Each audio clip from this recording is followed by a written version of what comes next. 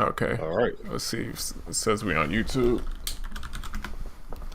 Facts. All right. We here. We here. Is there a chat? It is. It's on the right hand side. Okay. I got you. I see it. I see it. Yeah. But I'm trying to find the stream because I want to make sure I'm doing this right. Are we here? Are we here? Okay, we here. We here. We did it. Hey. Yay. Look at that. Let go. Call the audible. Hey. And it worked. All It right. only cost us 10 minutes. All right. Cool. All right. Didn't throw Straight. me off at all. Yeah, it didn't throw me All off right. at all a bit. I'm gonna hit live on here just in case anybody cares to tune in from there. But anyway, all right, man. Welcome to another episode of UnQuantized Podcast. The number one producer. Wait, hold on. Yo, the audible messed me all the way up. Bruh. Take it back. Man, I'm tired now. I know, right? Yo, that took a lot. But welcome to UnQuantized Podcast, the number one podcast for producers by producers. And we'll add another line to that intro in a minute. But yo, what's the word, fam? We almost didn't make it today. Yeah, for some reason Zoom wasn't working for me. Yeah. And yeah, so I had to call the audible, you know what I mean? I had to switch. Nah, the joint worked though. Yeah, we here. You know what I mean? Shout Yeah, out to them. Shout out to young Melon. Okay, I feel like this is indicative of how the week has just been going in general. Oh, that's pretty cool. Yeah. Okay. Oh, you find a newness. Hey, Okay. Slugging Tunes, what up? What up? What What up? up, bro? Oh, what's good? Anybody on Instagram, if you want to see us both, just go to the link in my bio, click on the YouTube joint. Michael Davis, what up? What up? What up? Yes, powered by Melon. So Melon is like a live stream app. Had to call the audible because Zoom was not working. Yeah. Nah, So this is kind of cool though. This is Yeah, kind of it's cool. cool. I like this. I like this. I'm feeling the interactiveness. Like I like that I could pull this on the chat. You know what I mean? Yeah, It's pretty cool. This is a vibe. This is a super vibe. Hey, okay. Anyway, so Oh, and guess what? what's up? I'm in the wrong account. I was about to do the air horn, but Oh, they have everyone. yeah, I was about to do the air horn. DJ That's MacGyver, alright. what up, bro? Oh, yo, MacGyver in the building. What up, pimp? What up? So, listen, it's been a crazy week, but I did want to open with no, matter of fact, I'll save it. I might as well get to it. I'm gonna ask you. I feel like I know the answer to it already. Did you listen to the Kendrick Lamar album? And you know the answer. I'm gonna go out on a limb and say that you did. Man, what the hell? I'm gonna go out on a limb and say that you did not listen to it. Yeah, I didn't. It's one of those albums that I feel like you gotta sit with. It's like I feel like he took mad time with it. So for me to glance through it would be like, you know, that's disrespectful in a way. And I ain't had the time. So I wanted to make sure I could sit down and like listen and give it a fair, you know what I mean? Give it a fair one. So I ain't even tried to listen. I heard a couple little pieces. I heard like a Summer Walker joint and Ghostface, I believe, which was I was confused but entertained at the same time. Wait, so the fact that I'm hitting you and I'm saying, "Oh, for real," you kind of know where I'm at with it too. Oh, okay, yeah. Bruh. And because a lot of people been like DMing me and all this stuff about, yo, I know you love the album. K.Dot killed it. What do you think? I'm gonna be honest with y'all. 1,000,000%, I did not listen to the album. Pretty much for the same reason that you said. Number one, it's been a crazy week. You already know. And secondly, it's a lot to digest. Like, if you have a week where it's a lot going on and you can't really sit down and focus, it's like telling somebody like, yo, cook me a Thanksgiving dinner real fast. Right. It's not a real fast activity. Listen to a Kendrick Lamar album, especially of this magnitude, is a double album, and I'll talk about that in a minute. It's just a lot to digest, and you got to really pay attention. It's like one of the movies where you got to like pay attention to the plot or you miss something. So maybe tonight or tomorrow I'll check it out. So for everybody that's hitting me, I might have a little something for you later on. And I got a little get together tonight, you know, with the fellas. If you've seen the pool table chronicles, as I'll call them, yeah, we getting together because Versus is tonight. But Rich has this idea of like, yo, we'll check out the album before the verses. I'm like, bruh, that's not gonna work. Who's the verses? Cypress Hill and Onyx. Oh, I thought that already. Nope, that's tonight. I'm Team Cypress, by the way, but I'm like, bro, I don't think that's even a good setting for us. Like, even if we get there an hour prior to verses, which everyone's gonna do, at least an hour. I don't think you could. Kendrick Lamar album is something that I think you gotta sit down by yourself and listen to. No, okay. Let me ask you this. Now, maybe I'm tripping. Does Onyx have 20 songs? That is my point, fam. And maybe I'm ignorant. Maybe I don't know. That's why I'm like, yo, do they have that many songs to go against Cypress Hill? Is that even a good matchup? I know that that's not necessarily your bag, but you don't know how on the money and aligned your take and my take are. I love Onyx. I mean, I remember being a kid, listening to him, loved it. However, I can name 5 strong Onyx songs. 5, fam. 5. There's 15 more songs to go, and Onyx don't have a bunch of features either. So I'm just like, what you gonna do? And I don't know Onyx's history right now, but Cypress Hill still tours together. So it's not like they're rusty or they missed a step. Like, no, they still like headlining world touring festival type joints now. That's so. And you got to think, some music ages well, some music doesn't. Because of what Cypress Hill talks about, their whole culture, their whole vibe. You know their vibe. Oh yeah, that's crowd control. It's relevant now. Super relevant, and that's super crowd control, and it's in LA. Yeah, I just don't got Onyx coming out there doing a whole bunch of New York slam and all that, and that going over. So I'm generous. I'm giving it to Cypress Hill 12-8, and that's being very generous. I ain't gonna lie, I really like this chat thing that I could highlight the chat. It's pretty cool. I feel it. It's pretty fire. Because sometimes it's like I want to showcase somebody's comment, but also I don't want to stop the conversation to kind of show. You know what I'm saying? Right. So it's like a cool little like, I acknowledge what you're saying, but also. Right. Young Illegal Productions, what up, bro? He said Eagle. The Ill Eagle. Yeah. He actually did my second interview ever. Oh, for real? Yeah. Yep. He was the one that interviewed me for my second joint. That was crazy. Oh, you know what? I do remember that now. Huh. That's crazy. Yeah. But yeah, Onyx, 20 songs, bruh. You gonna start reaching into the D list of their songs at song 6, and that's sad. That's not sad. I ain't gonna say it's sad, but it's tough, bro. It's tough. I feel like it's gonna be kind of like how with the Diplomats was. It was like it was like one was very polished and then one wasn't. It was like one was just very unorganized, and I feel like that's how it's gonna be. It's like you could tell who's still touring, out on stage. You know what I mean, doing this all the time, and then who ain't been around each other in 10 years and they probably beefing. Bro. Facts. I don't have this. I'll be honest. I don't have this going well for one side, and that's just what it is. And I hope it's not that. I'd like to be pleasantly surprised for their sake. But you ever seen something that's so it's so much of a blowout, the other side starts claiming cheating or like, oh, what y'all ain't got no love. Y'all ain't got no love for us. The crazy thing is, I don't even think that many people sample Onyx for them to play those songs. Nah, it's not very. You know, some songs you could flip. Those are songs that you might get 1 or 2 off, but they're not like very easy flips. You know what I'm saying? Because it's like I'm realizing with flipping certain samples, unless it's like a hit, sometimes it's not worth the flip if you're remaking it. You know what I'm saying? Because it's like nobody knows it, so it's like, or their older crowd knows it, and it's like you trying to flip it to people. It's got to be the right one. You know what I'm saying? It's like if it's a mid tier, if you got to pay for the flip, it has to have some universal quality. I'm not going to pay for a flip where only a demographic that doesn't even that is not my demographic would know. Exactly. Yeah, it kind of defeats the purpose. It's like, man, you might as well just go all original for that. That don't. I mean, it don't make any sense. I would like to watch this back and be like, "Wow, I was wrong. Onyx kind of killed it," but I don't have it happening.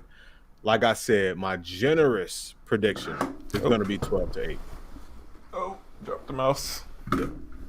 No, you can't be doing that, bro. Drop the mouse, dog. Drop the mouse.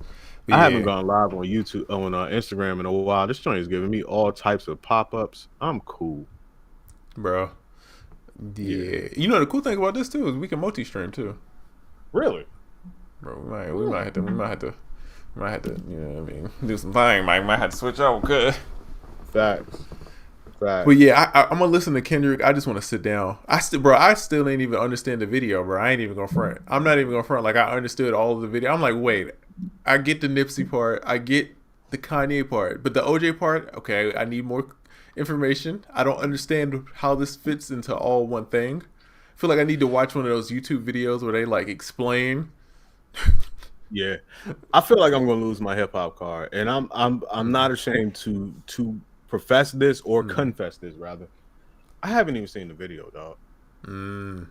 It's one of them things. Like, I saw clips real quick. I haven't been doing a whole bunch of social media, but I haven't seen the video. I've heard more people talk about the video than I've heard of that one song, and I haven't heard any other songs. Right. So if anybody wants to take my hip hop card for a day, I would say keep your hands to yourself.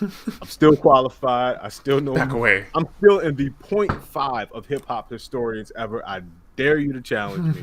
Right. But when it comes to this album, man, it's just gonna take me a while. By the way, I was talking to the homie Diggs yesterday. He'll be at the joint tonight. He's like, "Yo, I'm gonna make hip hop cards for the entire crew, and then I'm gonna and then if you catch an occurrence, we're gonna one hole punch that thing." No, sir. I brought up the one hole punch thing. Like, yeah, we one hole punch it. You get 10 punches, your card gets taken. You out of here. Yeah, like, come on, I feel like I might lose mine kind of quick, bro. I got a lot of violations, but I'm there though. You know what I mean? Oh, did we freeze? Oh no. Let's see if it catches up. If not, dang it, Bobby. He was representing the best and worst of us. The beginning, before he raps, it says, "I am all of us." He says that line related to each of the faces. Dang. Yeah, UnQuantized froze. UnQuantized froze. Let's see if he... Hold on, let me see if he back. Oh, he's back. He's back. Oh, no. I didn't know I was gone. I thought you were gone. No, you froze, and then I had to bring you back in. Bro, that's a crazy movie. I don't know if you know where I was, but I feel like I just lived a crazy movie where I'm like, damn, my man is dead. And no, I'm the one that's dead. The whole time I thought you were dead. It's like 45 minutes in the movie, and you like realize, I'm like, man, why is this voice? Why is James Earl Jones narrating this whole talk? He's saying everything. Fact. Shout out to DJ Wiseman. Heart Part 5 is not on the album. Yeah, that's what I know. None of the hearts are on the album. Okay. One thing I did hear is you could hear a lot of Baby Keem influence on it. Oh yeah, I'm sure. Which ironically is the exciting part for me. I should be like the Kendrick guy and be like, who is Baby Keem? But now I'm like the Baby Keem guy, who's through Baby Keem getting put back on to Kendrick. That's how it is for me, because I don't like sad music. I don't like overly like I'll use music as my escape away from the other stuff. So anything typically like depressing, I try not to listen to. And Kendrick leans on that J. Cole kind of depressing lane for me. Yo, in the way that the Donda album, no shade, but the way I describe that as sad Jesus, sad Jesus album. The Kendrick joint, it's like a library book read. Like, I need to be locked in and paying attention. This ain't no light read. This ain't a brochure.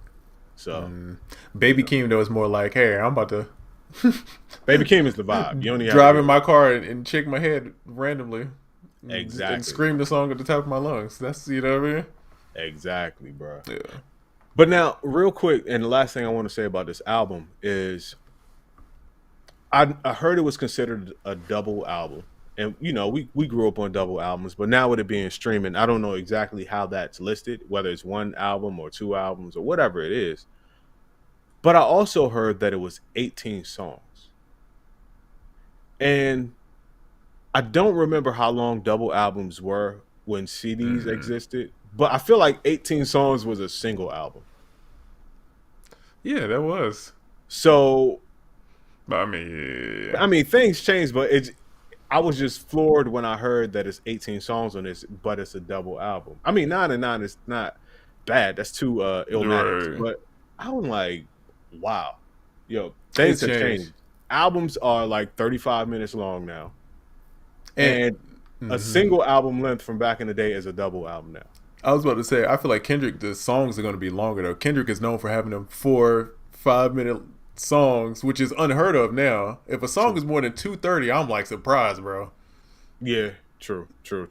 And he'll hit you with some interludes. I don't know if those are listed. No, yeah. But yeah, he'll hit you with some interludes. By the way, chat, what did you all think of the Kendrick album? Because I know you all heard it. See, he says, Michael Davis says you can feel the switch between the albums. That's crazy. Okay. Huh. All right. That's interesting. The tone change is wild.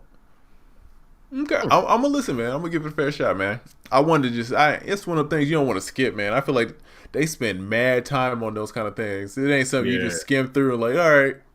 It's like if it's an artist that like makes a bunch of music, like who's an artist where it's like if they put out something, I'll skim through it and it wouldn't bother me. Like I'm just trying to think of it's gotta be like one of those like, you know, like a turn up rapper, but it's like if they did it, it's like What about Future's album? I skimmed through it, but I know Future makes like 1,000 songs to get to a jam. You know what I mean? Yeah. So it's like I don't feel bad just skipping through it. And then I know what I want from Future. I know what kind of records I like. So it's like, Kendrick is kind of like, I'm gonna introduce you to something, or I'm gonna teach you a lesson. So it's kind of like, all right, I gotta pay attention. Got you. Let's see. I think it's really artistic. There's a song of him arguing with another female throughout the song. I heard about that. I heard it was very baby boyish. I kept seeing all these memes with Kendrick and Baby Boy, and I was like, oh, it must be that song. Yeah. I feel like the internet is gonna ruin it for me if I don't hear it soon though. Yeah. So yeah, somebody that's what he just said. He said, "We Cry" is the audio version of that scene from Baby Boy. Okay, makes sense. Yeah. Masada, what up, bro? Masada, what's happening? Yeah. Let's see. Okay, M Instincts. Do you think drums are the most important thing for making sure your track sounds modern? Any tips for other stuff to focus on to make your track sound cutting edge? I got something. I could jump in this immediately unless you got something. Yeah, go ahead. Definitely. The leading thing to me, honestly, that determines if your tracks sound dated or modern or just where you will place them is the drums. Melody is timeless. Melody is forever. That's why you see people flipping samples that people have flipped already a million times, because you can keep flipping them decades and decades later, but if you change the drums and match them to modern times, it's going to always line up. You don't see people really flipping. It's not really a thing to flip drum tracks or certain types of things, but you know what I'm saying? Like if your drums are hitting, but see, here's the key. Your drums got to be hitting. Your drums, they got to be modern, but they have to be good and modern. In order, it depends. Do you want to sound modern or do you want to sound modern and stand out? Right. Because I think that there's a difference. Because you could go to the whatever 808 and a clap and immediately sound modern, but you're going to get drowned out, I feel. And you're leaning more heavily on the melody than you would necessarily have to. I'm a firm believer of you get your drums, you get them to sound modern, but in some way get them to be not the same drums that everybody else is using. And that's a little difficult to do. Like they should immediately, people are like, no, these are modern drums, but I haven't heard these before. If you can land that combination in conjunction with a timeless melody or a dope sample flip, then you win the game. So you're absolutely right. Sounding modern for sure. The drums count, but just make sure they're modern and they are different. Also, the BPM is the second thing that I would say determines where you land in sounding dated or sounding modern. That and then the actual patterns to me make a big difference because there's certain stuff that just kind of goes out of style that people don't do anymore, and then it's like if I hear it, then I'm like if I hear the 808 Mafia siren, I think dated. If I hear the little Lex Luger, dated. Them, like the Manny Fresh snares. I've actually heard it done recently, and it's been cool. You talking about the snare rolls? Yeah, but it's like you got to do it to taste. Like if you're doing like an NBA YoungBoy kind of like New Orleans beat, like that makes sense that you could get away with that. But again, it's like season to taste. But a lot of times, bro, some of the stuff just like crashes, like them Diplomats crashes. Ooh. Like I don't hear those no more. So it's like if you got those in your tracks, unless you do it artsy and like tastefully, probably gonna be weird, you know what I mean? Yeah. Right now, crashes only sound good if you're doing something live. Mm-hmm. Yeah. But that was a good question. Instinct. That was a really good question. But definitely, melody is timeless. Don't forget that though. Av Brow, what up? Young Av Brow, the bass guy. What's happening? So I had a topic, real quick. Wasn't last week. It was probably the week before. I have a whole bunch of like little sample types of gems and sites that I go to and plugins I use and just like rare things that not a lot of people know about. And one of the things I shared was hook theory. We'll go with that one. And what it was a website to where you could put in a key, put in a chord, and it will give you a list of songs, and then it would also tell you what percentage of the time a certain chord comes after that. So let's say, for instance, you chose B flat, minor, or whatever, and it'll give you like 6 chords that most likely will come after that. And every time you click on one of those chords, it'll give you a list of songs on the side that have that chord, and you could just keep adding chord progressions, and it'll keep giving you songs that follow those chord progressions until it just can't go anymore. Oh, I know, bro. I knew about this for a while. It's one of them things, how certain stuff where you just keep it. It ain't that you keeping it to yourself. You just don't talk about it. Yeah. That was one of the ones I saw. I was like, ooh, damn you, damn you. Yeah, people like, man, why'd you spill the bean? Why are you out here spilling the beans on that? But my thing is this, bro. In a lot of the comments, people were like, this there are no real musicians anymore. Why don't you just learn music theory? Those types of comments. Stupid. Yeah. And I get it. So I guess my main point that I'm trying to focus on here today is technology is not the enemy of musicianship. Right. If anything, technology is an aid to musicianship. Exactly. But what I think those people are failing to forget or failing to realize is that they're talking about, or their issue is with human discipline. And it's basic human nature to want to do the easiest thing to get the best result, right? So in using something like a hook theory or something, it's easily teaching you music theory. Right. Even visually, in ways that someone explaining it to you probably couldn't. So it's a great learning tool, and it's an enhanced learning tool from an old school learning tool. But the thing is, because you can do it so quickly, people will say that there's no musicianship in it, but that depends on who is using it. Because if you're a lazy producer, if you're a lazy producer, you're not going to want to learn the music theory ever. I have this tool that can get me there. I don't need to learn music theory. Right. That's not a failure of technology, and that's not technology overshadowing musicianship. That is a failure of discipline in the music. That makes sense. And since the barrier to entry to music and production is so low, meaning anybody can get in, not everybody is getting in with the most purest of intentions. So whereas you may have gotten in a million years ago and wanted to learn every scale and every this, that, and the third, somebody that got into it yesterday that just wants to get into it because it's cool and their friend did it, or they might make a couple dollars, they don't really care about that. Right. So there seems to be this narrative building that technology and musicianship or technology and learning music theory are enemies. And I disagree with that 1,000,000%. I agree that they go together 100%. And in closing, I'll say this much: 50% of the time, technology mixed with music, something like hook theory, we'll stay on that. Awesome, awesome, awesome learning tool. You'll learn all the music theory that you've ever wanted. Then the other 50% of the time, it is a great how do I want to put this? It's a great, if you're a results driven person, it's going to get you there faster. Not every time you sit down at your equipment do you have to take the long way around to try to learn everything in the world.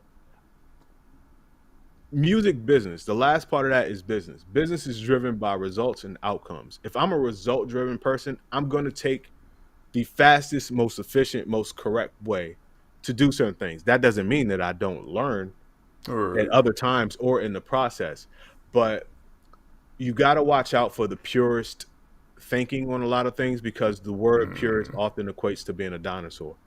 You'll limit yourself to what's out there, to what can help make you better faster, because you think that you can only be made better by doing something old. You don't have to eat 12 raw eggs and go for 8 million miles. Peloton exists. Get you a Peloton. You did?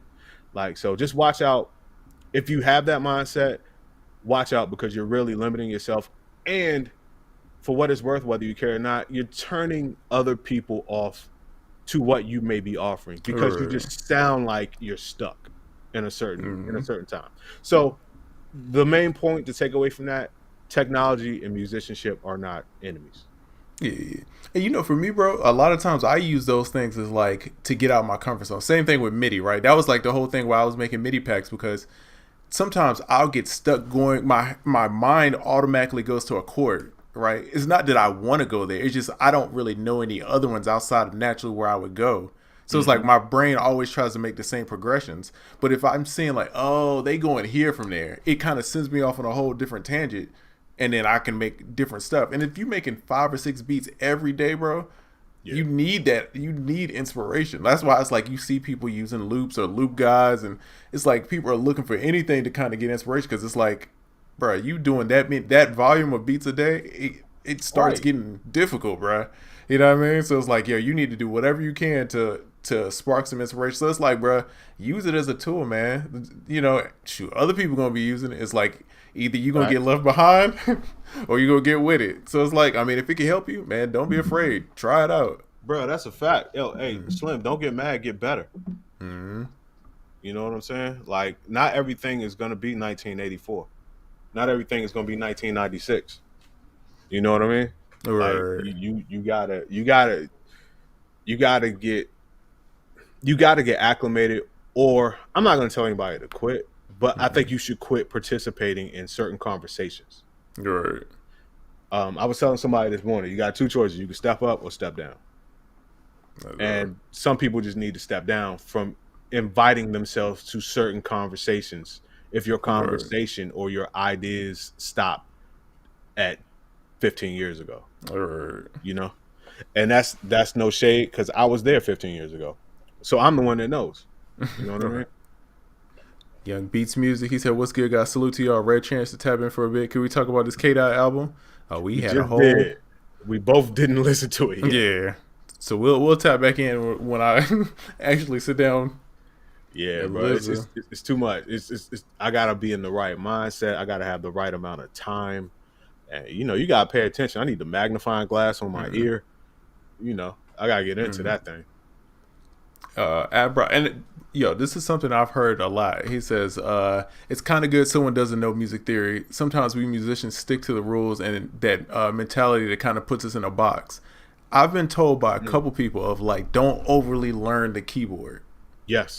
Because you're gonna start playing like that. Like, it's a clip from Rants, and he's talking about how like hits are like 3-note chords mostly. It's like very simple tritone, and it's like the more theory that you learn, the more I feel like it's hard to pull back sometimes for certain people. I know people that everything is like a major ninth diminished, and it's like it's cool, but when you come to making certain kind of records, it doesn't translate well. And it's like it's hard for them to make those kind of records because everything has to be so full. They're used to this To where it's me, it's just like, bro, this sounds cool. I don't know. It could be wrong technically, but to me, it sounds cool. So I'm going to do it. You know what I mean? Right. Bro, yeah, I just think it's kind of crazy. One of the people that I remember saying that made me reflect on that the most is Brian Michael Cox. Mm-hmm. And he's somebody that understands both worlds very well. What things should just feel like and be simple, and also that super theory world. And you find like, all right, come on, fam, what's going on? And you find that most of the time, and this is no slight to my church guys, but a lot of people that started in church are the ones that have to be backed down off that theory ledge. You know, everybody knows that guy that plays for the church, and then you try to get him to play something simple, and it's like 12 fingers every chord, 12 fingers in. Yeah. Let's see.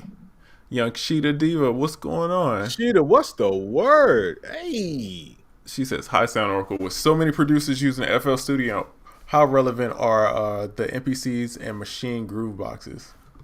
Very. Very. I feel like when it comes to FL Studio has the majority of the DAW users, but I feel like in terms of overall modern producers, it's a 70-30 split of DAW users and Groovebox users. Because if you take a snapshot of the top 10% of producers, or just a sub segment of producers, you'll see just as many machine and newer MPC users in there as you do DAW users. Right. Yeah, I feel like the Groovebox thing is not going away. If anything, people hit me up all the time about adopting Grooveboxes because people want to change. Right. People just kind of want to switch it up for a minute or permanently, whatever you will. But the Groovebox users, man, it's a lot of them. I feel like that culture is still going strong. And then within that subset, there's another subset of the modern Groovebox producers and then the older Groovebox producers. And what I found, and actually looking at all of those subsets, is like even producers that use like older Grooveboxes, like old MPCs 2000s, like I got it over there.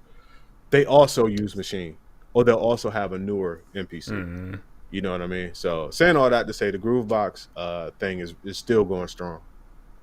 Now if they just make the sampling keyboard that I want, we really be in there.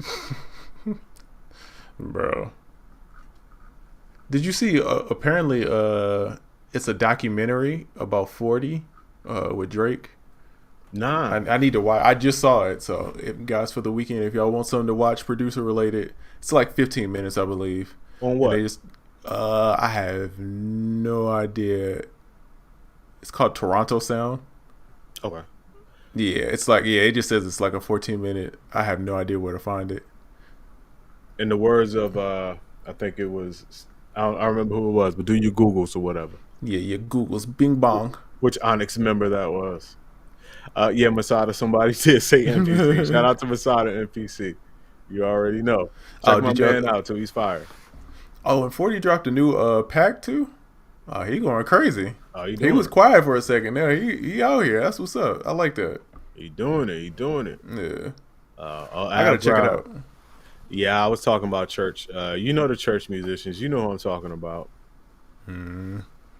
Bro, it's weird, bro. I had a hard time. I took theory classes, bro. Like, I would go to this dude house. Super cool dude. He would teach me piano. But the way he taught me, it was so, like, complicated for no reason, bro. And it almost messed me up. I feel like it did more harm than it did help me for a long time. And I had to, like, spend time of relearning theory in an easier way that makes... And now it's like, I get it, bro. I could play pretty much any song that I could hear, like, quick now. Like, 5 minutes. You know what I mean? Like, not the greatest, but it's like... I get it now, but it took me so long to get there only because I was taught wrong.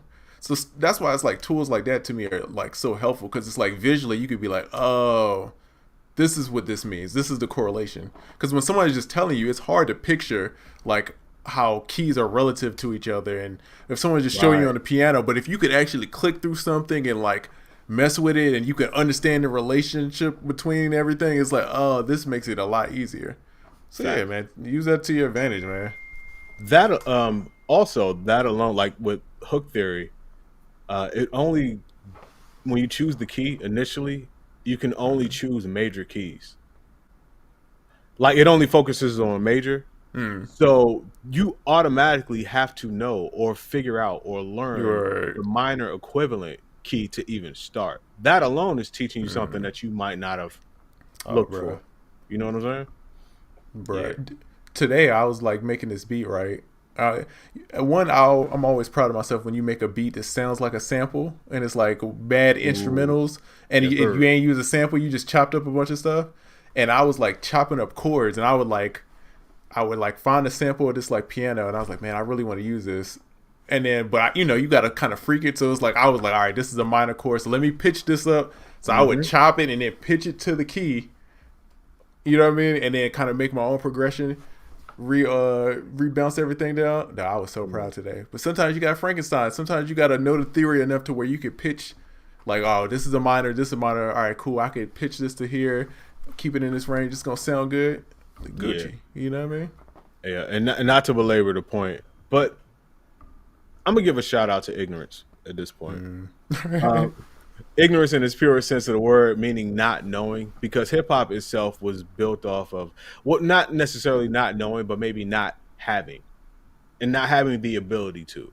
For instance, taking records and finding a break and running them back and forth and then having somebody rap on it, of course, is a product of not having instruments. Maybe not knowing music theory, but lowering the barrier to entry to get into music, which created a whole new genre, which is now the most popular music in the world.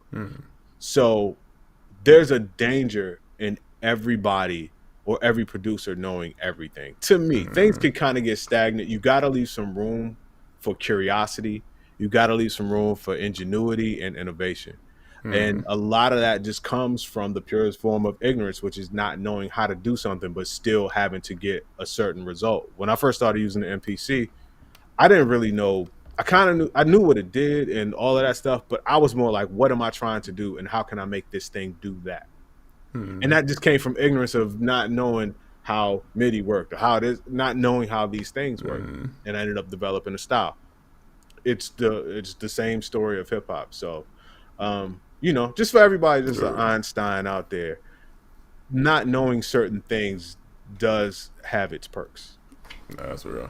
Yeah. And this is a valid point. This is one of my biggest production pet peeves is my is when people use 808s just to not, but it's also a bass note. As a bass player, I like to hear the 808s that match the rest of the record. Dog, it makes me so mad when 808s auto tune, bro. And it's like, and sometimes they just be like, bro, you could hear that, bro. You know that's wrong. It's like you hear the notes rubbing. It's like, bro, you ain't want to send that an octave up and test that out a little bit. You know what I mean? You ain't want to you ain't want to search for the right key at all. You nailed it on the head. Just pitch it the octave up to where you can really hear the notes, and then work it out. Really work it out, though. Yeah, I heard a disrespectful one the other day. I was like, man, this is y'all wild for this, bro. Like, and nobody stopped you in this process. Like, I feel like I would have sent it to somebody. They'd be like, hey, bro, you got to fix that, dog. Facts. Auto-tuned 808 gives me the feeling of like you go somewhere and people are like, yo, we got potato salad. You like, yeah, but then you find out there's raisins in it. You're like, oh, like damn. And you know that song, the intro be jamming and everything be cool, and then the 8 come in and you like, wait a minute, what?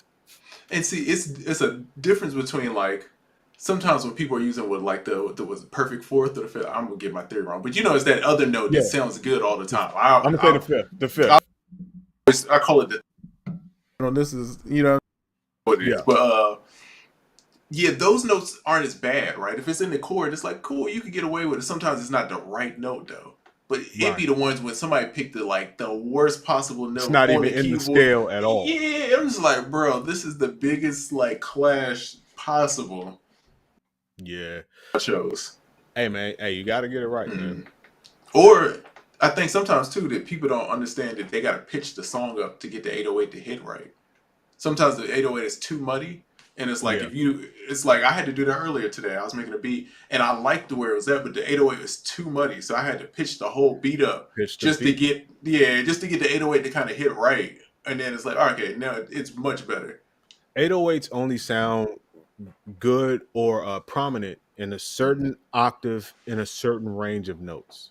It's Mm. not an entire octave that it sounds good. It's like a certain range of notes in this particular octave, kind of depending on your track, that your 808 is going to sound good. And if it doesn't, it's going to sound too high, which makes it sound just weird, or too low, which, you know, it's just taking up space and adding energy that's not really, it's more felt than heard, and it's kind of trashy. Mm. So yeah, you got to know where that 808 is going to sit right at. By the way, for anybody that's on Instagram, um, spam the hearts if you could actually make a beat without using the 808. If you think you can make a beat in 2022 without making the 808, spam the hearts. Okay, we got some hearts over there. There's that heart in the house tonight. Stand up. That's becoming rare though. Rarer. Yeah. Let's see. Oh, some change my audio. Yeah, we had to call a quick little audible, so we're using a whole different platform. So I think my settings is a little different on here. I'm gonna have to get it together. Yeah. What did they say happening? Oh, you know what? Wait. Yeah, your audio changed a little bit. Okay, what about now? Oh, you good now? Okay, yeah.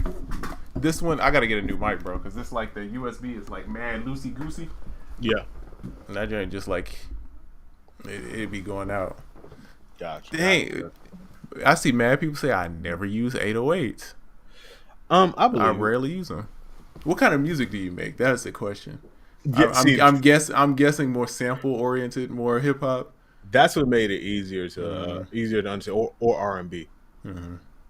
Dog, I be 808 R&B'd up, dog. Yeah, yeah. Certain R&B is lends to a bass. Like you said, sample based hip hop that isn't. Some sample based hip hop, you know, now is more like trappy or whatever, and it's that's dope. I love it. I love it. But then there's that sample based hip hop that you're referring to that is not very trappy, which basses go good. Knots is the perfect example of that. Right. Yeah, Knots is the bass guy. He's okay. Boom bap sample stuff. Yeah, I figured. Makes sense. Yep. Makes sense. Yep. Yeah, you know, I'm not mad. Damn, them hearts still going on the IG. House music. Yeah, I'm not mad either. Yeah. Hey, I get it, bro. Yep. So yeah, the IG they can. Yeah, it's a lot of people that don't use 808s. You know, and it's 80 while 808s. Listen, if you want to sound modern, or you just want a certain type of sound, but 808s are definitely the prominent low end sound of the day. Use them, but just know that there's no shame in making music where you don't use the 808. You know, because I get the question a lot every week, like, should I chase the trends or make what I want to make? Which basically says to me, what you want to make inherently in your heart is not what you're hearing. Right. It's really rocking. And I'm like, fam, just do you want to make music, or do you want to make money, or do you want both? What do you want more? Right. If you want to make money, go with the trends. If you want to just make music, go with whatever you want to do. If you want to do both, figure out a way to do what you want to do, tie certain things into the trends that's not outside of your brand, and figure out how to draw people to that. Of course, that's the longest way around, and it takes the most work. But one of the perks of that are you stop getting people coming to you asking you to do shit like other people. Right. Because they know what you do. And another perk of that is you've created your sound. And the biggest perk of taking that long way around is that everybody, I always say this, everybody that we call the greats or the goats, that's what they did. They had their own sound. And it was most likely modern because it was not like anything that was heard of before. So beyond modern, you can call it futuristic until the, you know. So hey man, yeah. You want to go to jail? You want to go home? Let's see. Did y'all hear about another rapper passing away, Lil Key? It's sad. Yeah, bro. It's tough, bro. Who? Lil Key. He was with Young Thug, bro. Damn. He was on YSL. It's crazy because I'm pretty sure D.A.W just produced a bunch of records for him, or it's his brother. It's one of them that he did a bunch of records from. I forget because his brother's a rapper too. They both was on YSL, so I get them confused. But yeah, young man, he's 24, bro. It's sad, bro. Damn, it's wild in these streets. I ain't even gonna lie. Y'all be safe, man. Yeah. And Take care of your health and, you know, yeah. stay away from people doing organized crime if possible. Hey man. yeah, because it's getting kind of crazy. It's getting kind of crazy out here. Oh, I had unless you had a point, I had one more good kind of a topicy thing that I've been seeing a lot. All right, what's up? So us being into e-commerce, we are familiar with funnels, right? Mm-hmm. As a producer, you kind of have you should kind of have a funnel of your own, not necessarily driving like email signups or whatever, but driving fans. And the reason why I say that is because one of the downsides, in my opinion, that I see now are everybody trying to please everybody. You will never please 50% of the people. So what I'm saying is that you kind of got to develop your own thing to where you know who you are. You have your own identity, and then you funnel the correct people into that. So many people are out here just trying to be and do what they think they should be and what they think they should do based off of what other people are and what other people are doing. When if you just do what you do, you put it out there, like the funnel at the top, and then you'll gradually move people down until you get the fan base that you want. But I just feel like so many people feel like they have to be everything to everybody, and in doing that, you're nothing to anybody. Yeah, it's especially on the internet. It's so like much traffic. It's like your best bet is to separate yourself. It's like when everybody's zagging, you're supposed to zig, because it's like if you trying to go with the herd, it's gonna be so difficult to stand out, and it's harder to kind of carve your lane. So it's easier is to just be yourself, which is probably the easiest thing you can do on the internet, and then just like look for people that's kind of like that. Yeah. In our community, there's a ton of advice. There are a ton of tools and resources, but there's a shortage on confidence. Nobody is confident. I ain't gonna say I'm saying nobody. You know, I'm being out there with that, but there's all these tutorials and all these things and all of this and all of that. Yet there's so few identities, like actual identities. And you having an identity in this space, especially because let's face it, everything that we know in this space is based on who's cool, what's cool, blah blah blah blah blah. So to have your own identity takes a lot of confidence, and I think that us as producers you got to work on your own. You have to work on your confidence. And if you don't have moments when you're not confident, even though I imagine most people do, I would say that's because you're not doing enough things that other people aren't doing, or you're not doing enough things that are necessarily true to yourself. Because if you were, you would have some confidence issues, and you would have to build that character of overcoming what people might think or what might happen. And a lot of people often think about what is the bad thing that could happen if I just step out there. I might not make any money. People might not like my stuff. But rarely do people take the perspective of what good can happen. I could become viewed as the next whoever the GOAT is because I had the confidence to believe in myself and do something that other people weren't doing. So I just don't see confidence being championed enough. I see chasing the bag being championed. I see, just a lot of the superficial stuff being championed, but being confident, it just doesn't get enough respect. Everybody wants to be great. Everybody wants to be different, but all the things that it takes to be those things, people shy away from. So we're going to have less and less and less GOATs in music because everybody's so safe and worried about being judged, No, that makes sense. I'm kind of on my soapbox thing today because I ain't really had no topic, so it's just kind of off the head, but y'all feel me. I hope. Are you excited that the new Bitwig dropped? Studio 4.3 arrived with new delay effects. I'm not gonna lie, bro. This is probably the 8th time the new Bitwig done dropped, and I ain't known about it since the first time the new Bitwig done dropped. You not excited about the new delay effects, bro? It's new and it's delays. Come on, new delays. Come on. The only thing delayed is your demise. Nah, I ain't gonna do them like that, but shout out to them for honestly, shout out to them for still being around. That may sound harsh, but I did not see this going past 2 years. It's probably been a strong at least 7-8 years at this point. They holding on.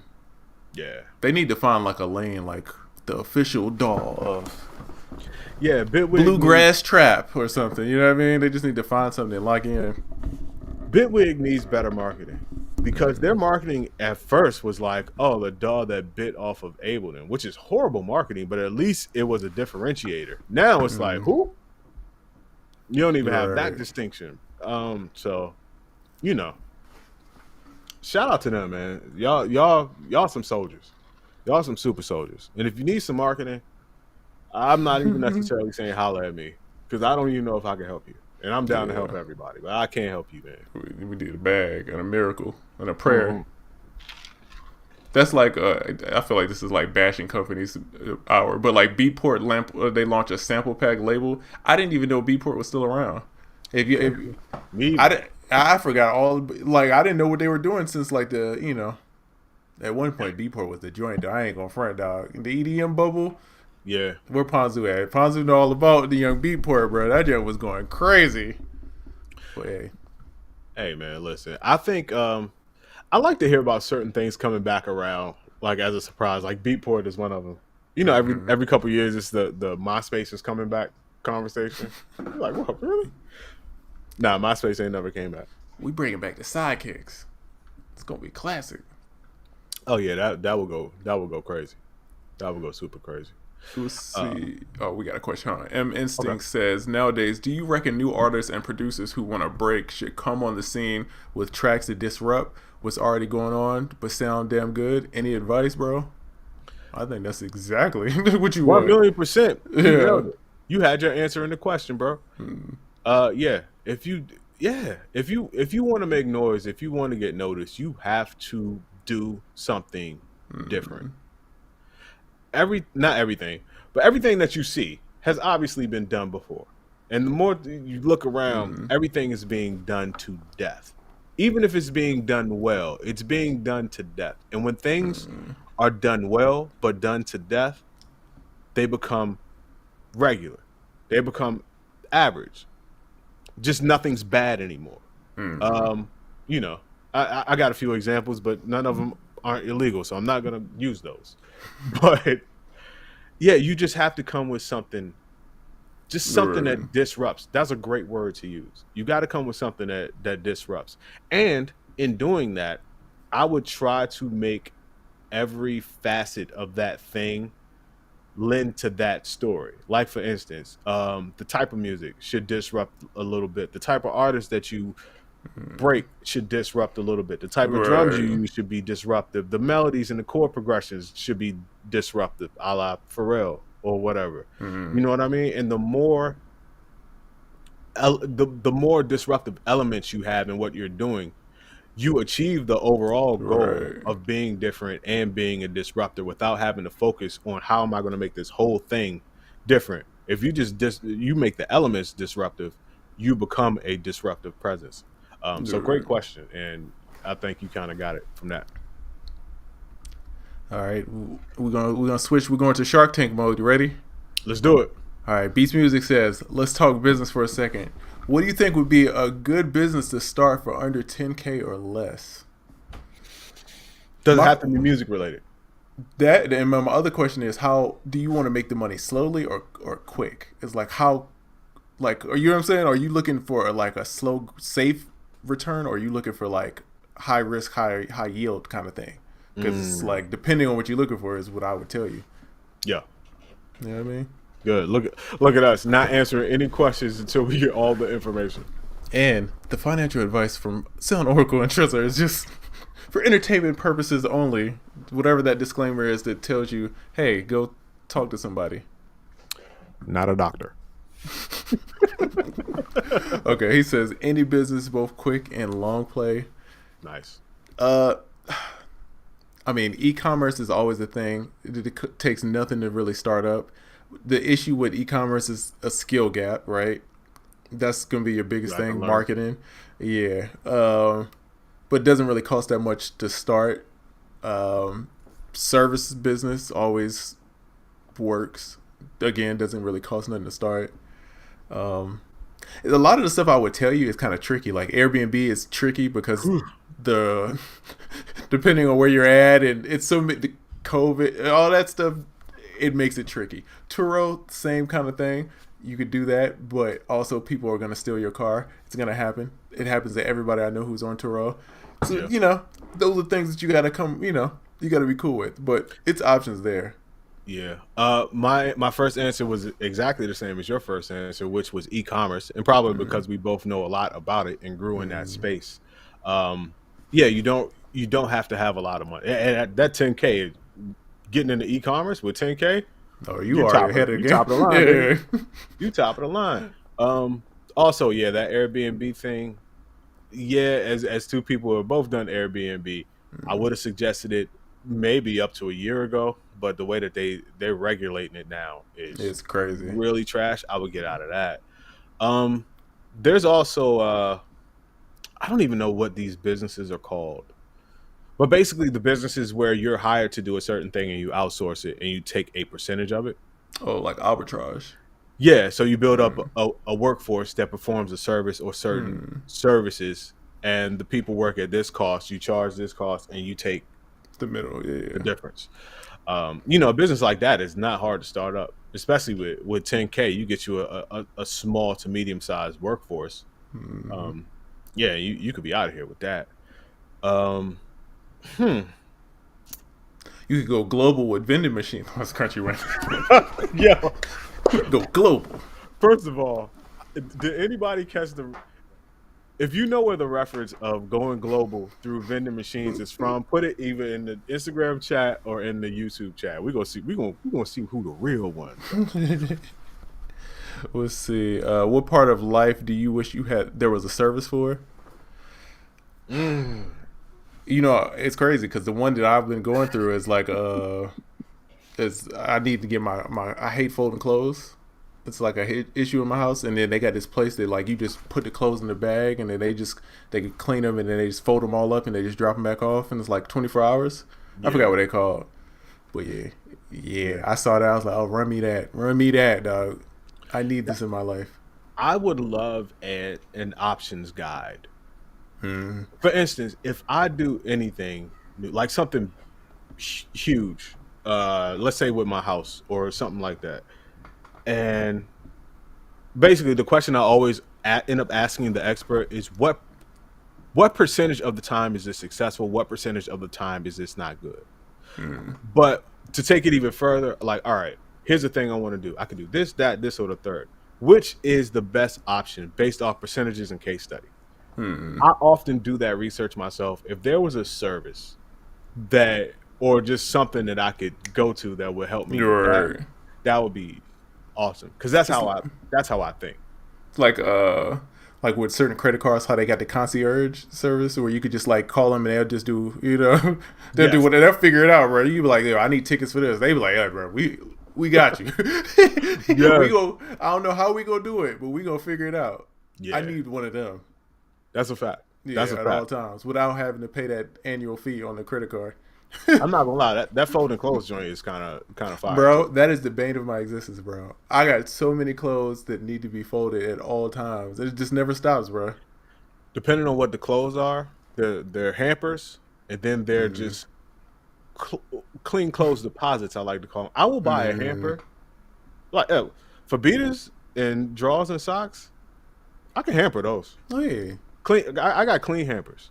I don't organize enough. It's organized adjacent. There you go. Anything that doesn't get hung up, I want to put in just a container that I don't care about. I have like 8 miniature organized hampers, and people may say, "Wow, you should just fold them." But let's take the amount of time it takes you to get dressed, the amount of time it takes me to get dressed.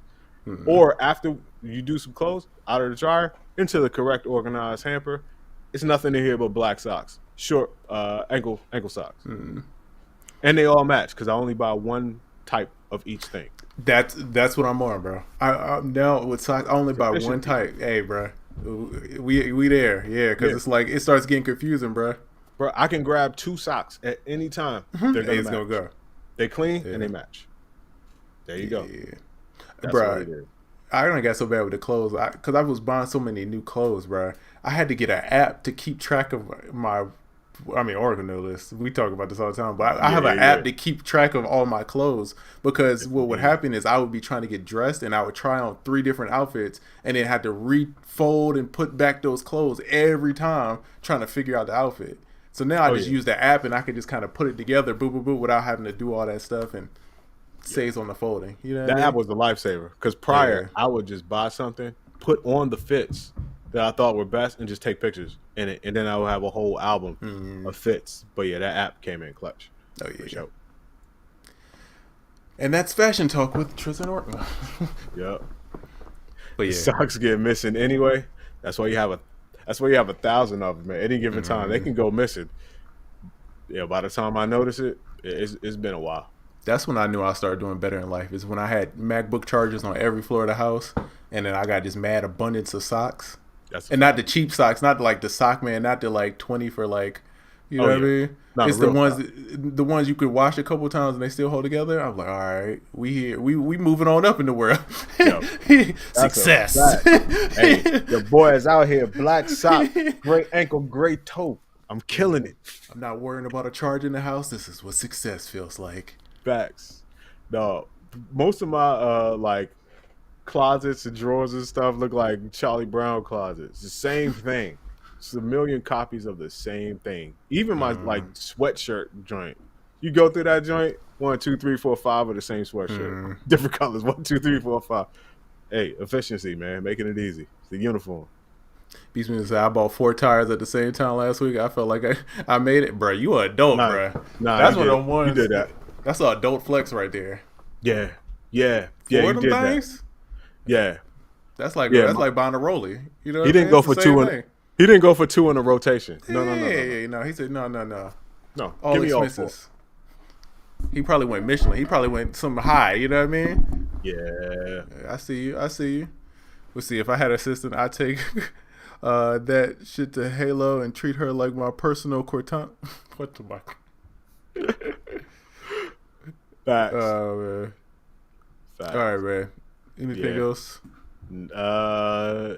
Nah, I think we good. This was a surprisingly full Saturday. Oh yeah. Like I said, I had cloud rapper energy when we started, but it ended up being pretty good. I'm actually not mad at this setup. I might have to kind of tweak it a little bit and might have to do this again. I actually kind of like it. Y'all let me know in the chat if y'all like to be able to pull the little chats up. We also could do donations and super chats on here on the screen. Fan. I'm a fan of this whole thing. Yeah, so if y'all like it, let me know. You know, we'll continue using this and I'll spruce it up some, add some stuff to it, design it. This was a quick like 30-second audible decision, so it's very plain. Facts. Nah, this is dope. And everybody that's on IG that joined and still here on IG that didn't even go to the YouTube, you are also soldiers. Thank you very much. Spam the hearts for yourself, for sure. Facts. All right, guys. All right, man. So, listen, as we damn, I can't even outro the show. There go my brain again. Like we always say, this has been another episode of UnQuantized Podcast, and we will see you next week. Peace.